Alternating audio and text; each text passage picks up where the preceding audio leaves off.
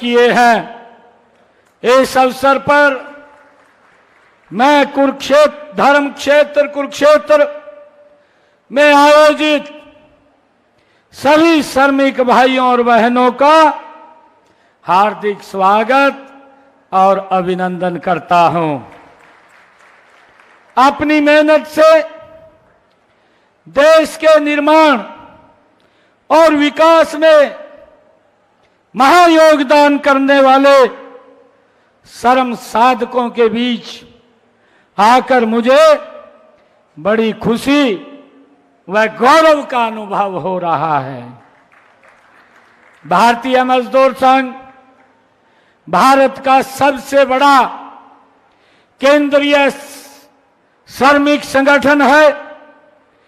इसकी स्थापना, जैसे अभी चर्चा भी पूर्व वक्ताओं ने की है, भोपाल में हमारे महान विचारक स्वर्गीय श्रद्धे दंतोपंत ठेंगड़ी द्वारा हमारे प्रख्यात स्वतंत्रता सेनानी लोकमान्य बाल गंगाधर तिलक के जन्म दिवस के अवसर पर 23 जुलाई 1955 को हुई।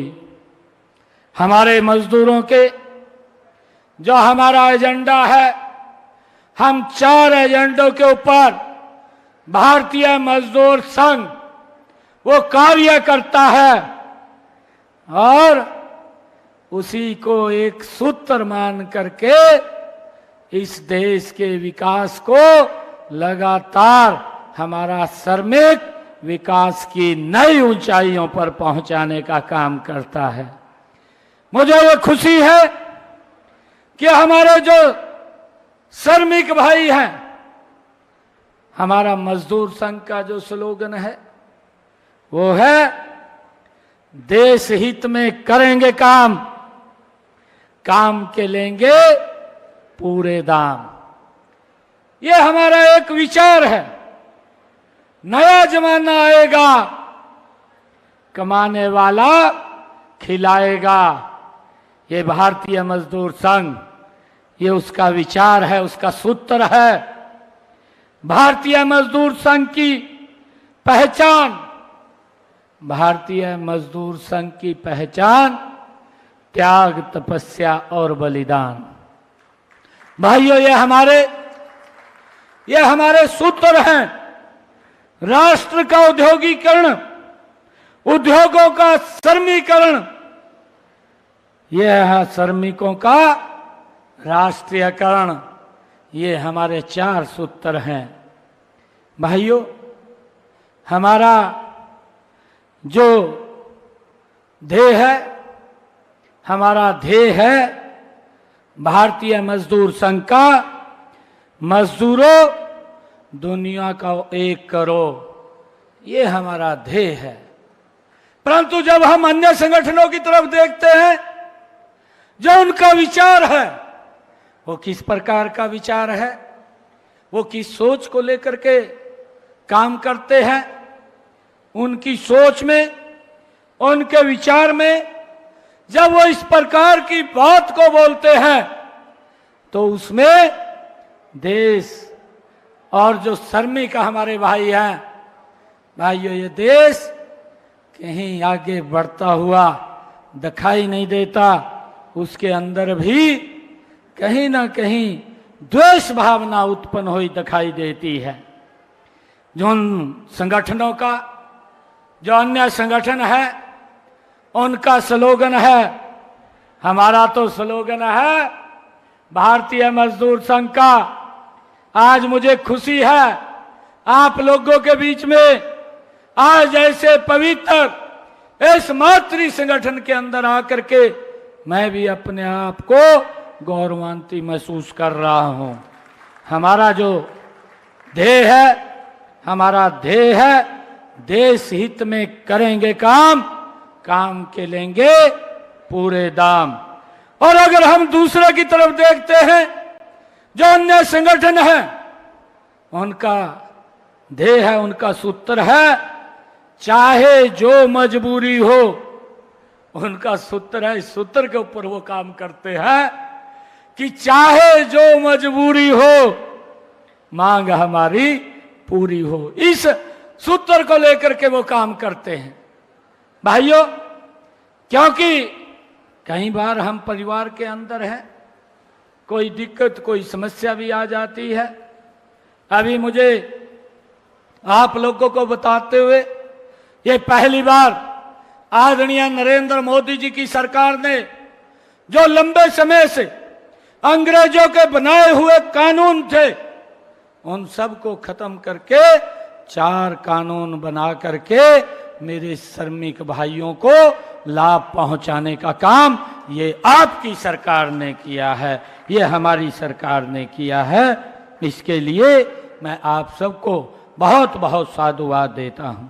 आप लोग जानते हैं कि श्रमिक अपना पसीना बहाकर, ईंटों का बोझ ढोकर मंजिलें खड़ी करता है, कल कारखाने में उत्पादन बढ़ाकर राष्ट्र को समृद्धि की ओर ले जाता है और खेत खलिहानों में किसान के कंधे से कंधा मिलाकर राष्ट्र का अन्न भंडारण भरता है।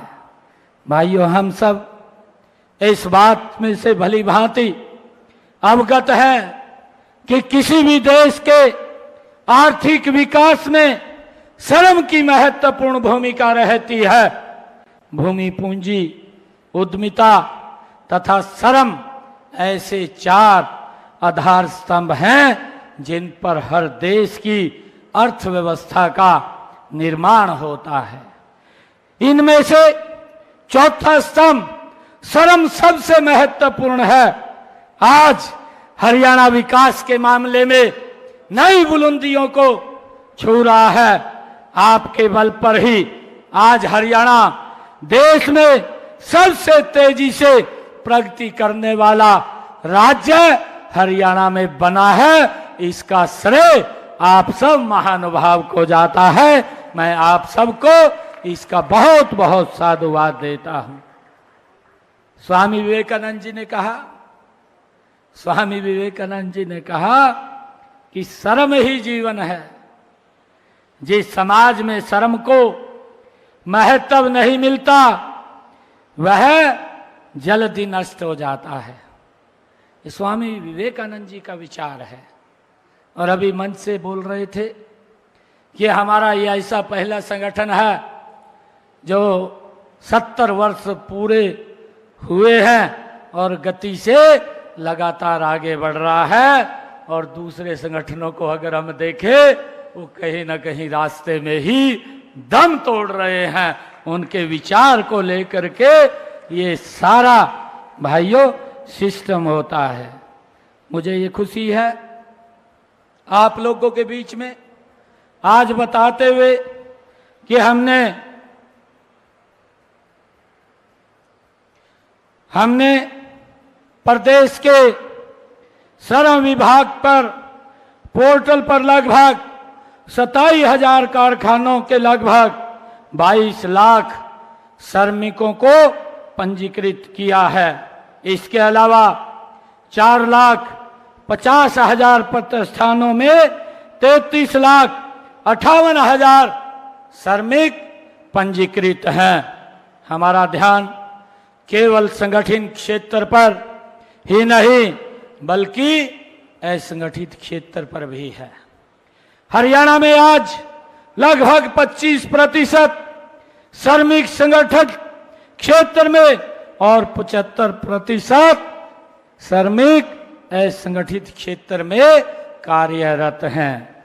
हमने जहां श्रमिकों के कार्यस्थल पर सुरक्षा को मजबूत बनाया है, वहीं उनका दुर्घटना बीमा भी किया जाता है और उनके सामाजिक सरोकारों के लिए वित्तीय सहायता भी प्रदान की जाती है। ये हमारी सरकार ने भाइयों कार्य किए हैं। भवन निर्माण में भी और उद्योगों में कार्यरत पंजीकृत श्रमिकों के लिए चलाई जा रही कल्याणकारी योजनाओं के लाभ डीबीटी के माध्यम से दिए जा रहे हैं। श्रमिकों को इन योजनाओं का लाभ प्राप्त करने के लिए अंत्योदय सरल केंद्रों, अंत्योदय भवन और राज्य के CSC सेंटर्स के माध्यम से पंजीकरण करवाना होता है और उसके माध्यम से उसको कहीं जाने की आवश्यकता नहीं है। जितने भी सरकार के द्वारा लाभ दिए जा रहे हैं वो लाभ डायरेक्ट अपने खाते के अंदर वो DBT के माध्यम से प्राप्त कर सकता है। ये हमारी सरकार ने भाइयों निर्णय किया है और इसका लाभ भी हरियाणा प्रदेश के अंदर वो हमारे श्रमिक भाइयों को मिल रहा है। मुझे खुशी है आज आप लोगों के बीच में बताते हुए कि अभी पिछले दिनों हमारी सरकार ने जो हमारे कंस्ट्रक्शन के कर्मचारी थे, ऐसे कर्मचारियों के वो बेनिफिट काफी मात्रा के अंदर रुके हुए थे। भाइयों मुझे ये खुशी है आज आप सबके बीच में इतनी भारी संख्या के अंदर हमारे हरियाणा प्रदेश के कोने कोने से आज इस पवित्र भूमि भगवान श्री कृष्ण की भूमि के ऊपर आप पधारे हैं। भाइयों मैं आप लोगों के बीच में बताना चाहता हूं कि हमारे श्रमिक भाइयों के जो बेनिफिट्स थे वो रुके हुए थे। बेटियों की जो शादी होती थी, जो हमारे कंस्ट्रक्शन में असंगठित क्षेत्र के अंदर जो हमारे श्रमिक भाई काम करते हैं, और जब मैंने देखा कि कुछ बच्चों की स्कॉलरशिप रुकी हुई थी, मात्र तब बहनों का हमारा जो बेनिफिट था वो रुका हुआ था, हमारे श्रमिकों को जो औजार मिलने थे उनके बेनिफिट रुके हुए थे, हमारे जो बेटियां जिन्होंने शिक्षा के अंदर एक अच्छे मार्क्स लेकर के प्रदेश में एक नाम ऊंचा किया है, ऐसी बेटियों को भी हमने सम्मानित करने का काम किया।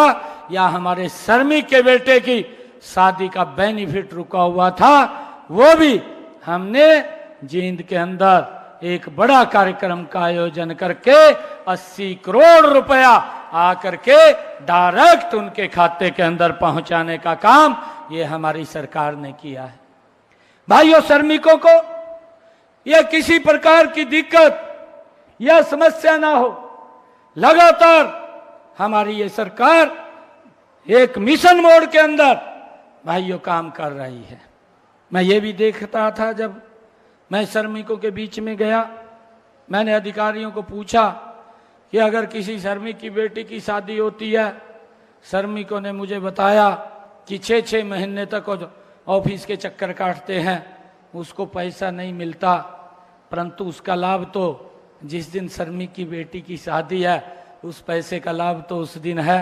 मैंने उसी दिन मंच से ये घोषणा की कि जिस दिन श्रमिक अपनी बेटी की शादी का रजिस्ट्रेशन कराएगा कि मेरी बेटी की शादी है, हमारे विभाग का अधिकारी 3 दिन पहले चेक लेकर के बेटी को दे करके जाने का काम करेगा, ताकि उसकी शादी के अंदर उसको कहीं देखना ना पड़े, उसका लाभ उसको तुरंत मिले।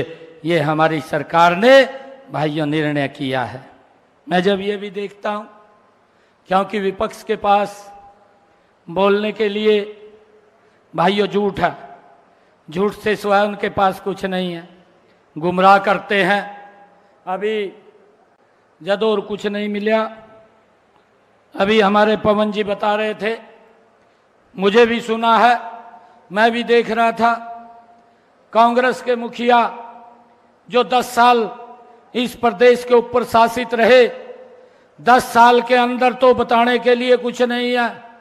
अगर बताने के लिए है ये बातें बोलता है, कहा जब मेरी सरकार आएगी, कहा एक तो पोर्टल को खत्म कर दूंगा, और दूसरा कहने लगा, कहा जो HKRN के कर्मचारी हैं इनको सारों को घरा भेज दूंगा। भाई तन्नी घरा भेज देंगे ने, तेनू कहा लग रहे छोड़ना, 1 तारीख के बाद तेरे को साफ कर देंगे ने। तो इस प्रकार की भावना लेकर के अगर काम कर रहा है, इस सोच को लेकर के काम कर रहा है, तो 1 तारीख को आपको कोई नहीं छोड़ेगा, आपको घर भेजने का काम करेंगे। मैं आपको बताना चाहता हूं हुड्डा साहब, इसी पोर्टल की वजह से जिसको आप बंद करने की बात कर रहे हैं, आज मेरे हरियाणा प्रदेश के कर्मचारियों को भाइयों सेक्रेटरीट के चक्कर नहीं काटने पड़ते, ऑनलाइन ट्रांसफर मन चाहे स्थान के ऊपर आज हो जाती है। उसके अंदर जो भ्रष्टाचार था, उस भ्रष्टाचार को भी समाप्त करने का काम ये हमारी सरकार ने किया है। मुझे ये खुशी है आज इसी के माध्यम से हरियाणा प्रदेश के हमारे वो बुजुर्ग जो 6-6 महीने तक ऑफिसों के चक्कर काटते थे, भाइयों पेंशन नहीं लगती थी, और अगर पेंशन लगवानी भी होती थी तो अधिकारी को वहां जाकर के उसको सेवा भी करनी पड़ती थी। कई बार वो जो कर्मचारी बैठा होता था वहां पर, वो बुजुर्ग को बोल देता था कि आपकी ये पेंशन तो लग रही है, इसमें से 3 महीने की मेरे को दे दे, कहा जल्दी लग जाएगी। हर वो पैसा दे करके अपनी पेंशन लगवा लेता था। परंतु आज मुझे ये गर्व है आप लोगों के बीच में बताते हुए कि अगर किसी बुजुर्ग की 60 साल की उम्र हुई है, उसको किसी दफ्तर में जाने की जरूरत नहीं है, किसी भी अधिकारी के चक्कर काटने की जरूरत नहीं है, ऑटोमेटिक पेंशन बन करके उसके घर के ऊपर आ जाएगी। ऐसे 3,30,000 हमारे बुजुर्गों की हरियाणा प्रदेश के अंदर बिना किसी दफ्तर में गए, किसी अधिकारी के पास गए, पेंशन लग करके उसके घर के ऊपर पहुंचाने का काम ये हमारी सरकार ने किया है। आज चाहे बीपीएल कार्ड हो, बीपीएल कार्ड बनवाने के लिए कितनी मशक्कत करनी पड़ती थी, परंतु आज ऑटोमेटिक ही अगर कोई व्यक्ति 1,80,000 रुपए से नीचे आ जाता है, उसकी ऑटोमेटिक बीपीएल कार्ड बन करके उसके घर पे चला जाता है। ये हमारी सरकार ने निर्णय किए हैं, इसका लाभ हरियाणा प्रदेश के लोगों को मिल रहा है। परंतु कांग्रेस का पेट खराब हो रहा है, कांग्रेस को दिक्कत हो रही है। क्यों? ये जो लीकेज थी, इस लीकेज के दम के ऊपर कहीं ना कहीं पैसा हमारी जेब में जाता था, अब ये पैसा बंद हो गया है, अब भ्रष्टाचार के ऊपर रोक लगी है, कहीं ना कहीं उन लोगों को पीड़ा हो रही है। भाइयों ये बोलते रहते हैं, झूठ फैलाते रहते हैं। अभी लोकसभा के अंदर काम तो बताए नहीं, परंतु उन्होंने भाइयों झूठ फैलाने का काम किया है। मैं आज आप लोगों से आग्रह करूंगा, क्योंकि हमारी सरकार ने एक से बढ़कर के एक निर्णय किया है।